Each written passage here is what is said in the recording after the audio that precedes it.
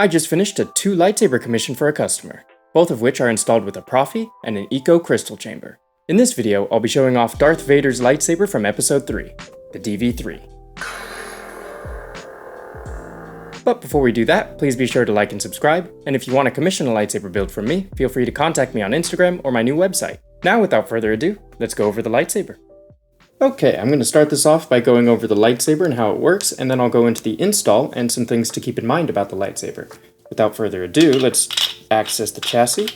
You do that by unscrewing the pommel, and then you just give it a tiny little shake and it'll come right out. This is a really cool chassis because, as you can see, it's a different color than the other chassis. What's interesting is the Saber Armory has always really printed with this this light gray chassis color. This is a test chassis that I use sometimes. It's this light gray color, but this time it's a dark gray. And I honestly can say that I prefer this a lot more. I like the darker color. It's really, really neat. Now, some other cool things about this chassis is that it's got a magnetic soundboard cover. And then the crystal chamber actually is not as open as a lot of the other crystal chambers. It's got a bar right in the middle, so you can't have a clear view of the crystals, but I think that's a really cool look to it. And also, you can see that the speaker is sitting inside of this speaker chamber, almost, which every time I see this in a lightsaber, it just means to me this lightsaber is going to be very, very loud.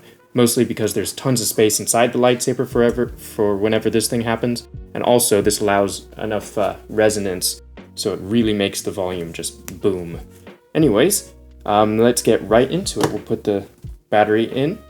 Negative goes towards the crystals and the emitter. Positive goes towards the speaker and the kill switch. This one goes in a lot easier than the Anakin lightsaber that I did right before this. Be careful not to choke on your aspirations, Director. And this is the Rogue Vader font from K-Sith, I believe. It was sent to me by the customer in order for me to set it up on this lightsaber. Other than that, I have all of my standard sound fonts set up on this lightsaber. You've got the activation at the top, auxiliary at the bottom, smooth swing, everything Proffie has. It just does it standard. And at the top we have an Eco NeoPixel connector, it looks like. Let's put this inside of the hilt now. You're going to want to line up the buttons with the control box.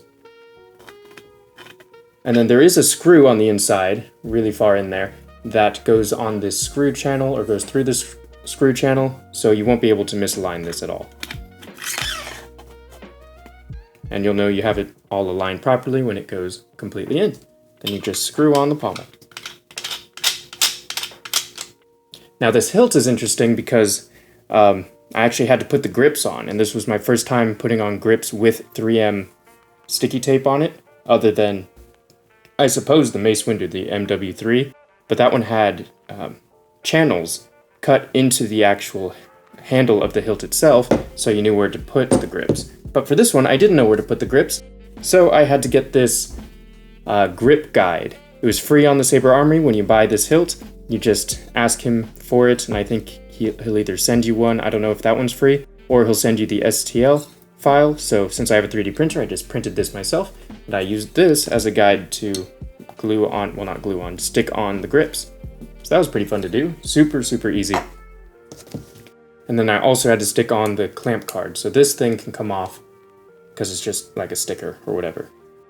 And then these things are being held on by whatever sticky substance came with them originally. I might redo it before I send this off, but because they're not very strong, I might just add some E6000 to it or something, which I'll definitely do before I send it out, actually. But other than that, let's show this off. Auxiliary at the bottom, activation at the top. It's got vocal menu, so you can adjust the volume. Enter volume menu. I have it set way lower because I do not want it to be super loud in this apartment. But it can go quite loudly. It can go to a very high volume. Volume menu end. But this isn't even close to the top. Enter volume menu. Volume menu end. So you basically just hold this real quick at the activation and then tap the auxiliary and then it'll go into the volume menu, which I have set up with vocal volume menu with Hu Yang, which I think is pretty neat. And then you just twist it left to go down, right to go up, you'll hear it, and then you just tap it just like you saw me do. Now to put in the blade, you're going to want to have one of these, which does come with the hilt. And then the retention screw is right on the front. And the blade plug will just slide out. It takes a 1-inch blade. Put it on real quick. There we go, it's all set up now. And that should be good to show off. Let me zoom out a little bit. There we go.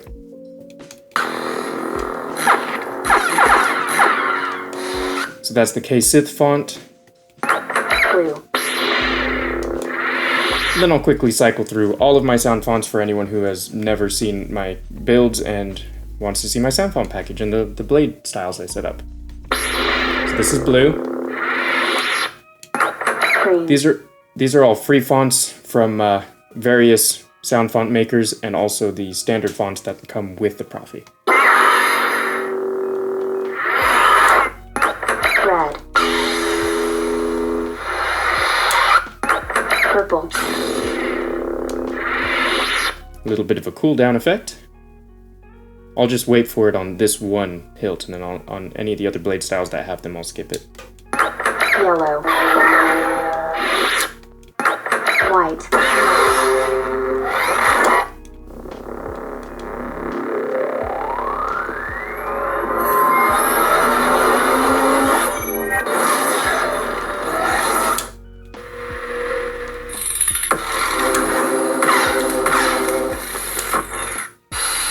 Apology accepted. That's a Vader font I normally have on here. Rogue Commander. That's a flame blade, I'll show you one more time. Smooth fuzz. Rainbow. This is I guess a power level indicator on the blade. Lord Vader. It will change colors down the blade as you have a dying battery. And then we're back to the beginning. Okay, now I'll go over the install real quick and some things to keep in mind. But first I gotta take out the blade and put in the blade plug.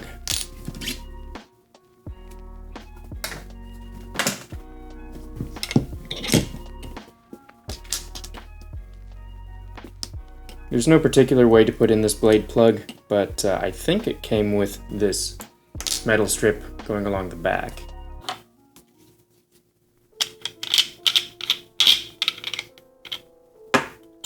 Give it a little bit of a shake, or it'll just fall out.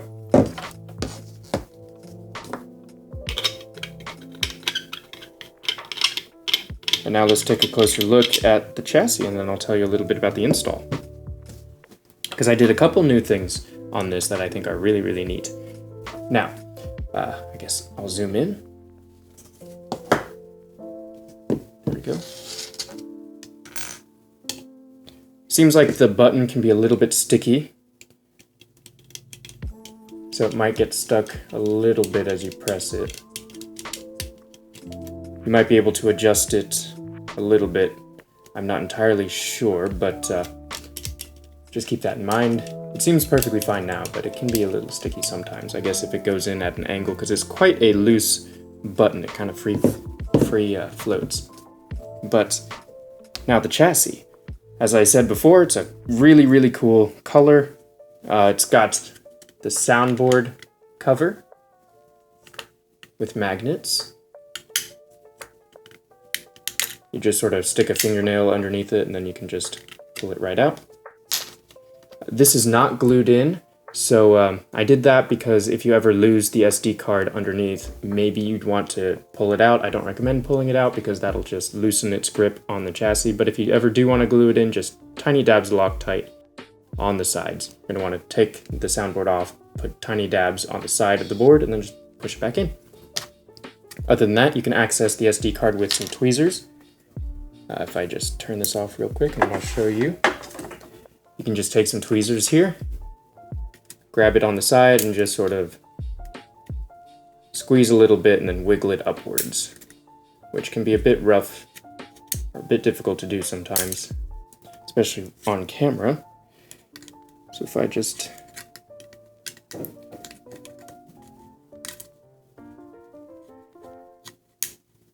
we go, it's coming a little loose.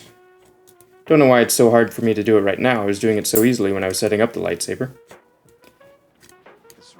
Maybe you'll get some better tweezers than I have. But you can just pull it out like that.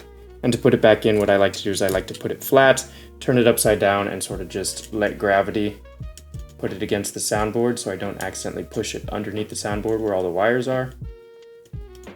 And then once it's in, just push it back in. And this is a Proffie v3, just like the previous lightsaber. Love the Proffie v3.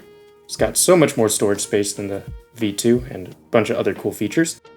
To take the battery out, what I like to do is either put a fingernail on the positive end and pull it up, or some tweezers on the positive end and pull it up. It never works when you do it on the negative side. At least not from my own experience. What else to say about this lightsaber? Yes, the one thing I did new is the buttons. So I decided to use all black for the buttons, and that's not the new part because I've made a lot of master chassis with black wires. But in this build in particular, I had my normal wires and then all black just for the buttons because they're so exposed, so they're not as noticeable. I thought that was pretty cool. But I also used some liquid electrical tape that I just got for this other build that I'm going to be trying. But as you can see, I covered the solder joints connecting the wire and the button with the liquid electrical tape. So now you can't even see any silver there. And I think that just made it a super seamless transition. And you barely even notice it. So I was very happy with how that came out.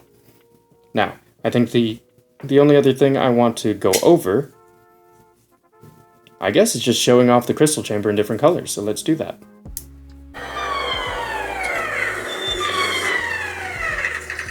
I guess we can look at it from the side. Blue, green, red, purple, yellow, white. Apology. Rogue Commander. Smooth fuzz. Lord Vader. And we're back to the beginning. And I think that's all I have to say about this lightsaber. If there's anything that I missed, it'll be down in the description of the video. And if I missed things there as well, and you still have questions, feel free to contact me. I will answer them as best as I possibly can. And I think that brings us to the end. That's all I have to show you. And that brings us to the end of the video. Thank you all so much for watching. I hope you enjoyed checking out this DV3 with an Eco Crystal Chamber. And if you want to see more videos like this, feel free to like and subscribe. And lastly, if you want to commission a lightsaber build from me, feel free to contact me on Instagram or my new website. The links to both of those are down in the description. So thanks again for watching, and I'll see you all next time.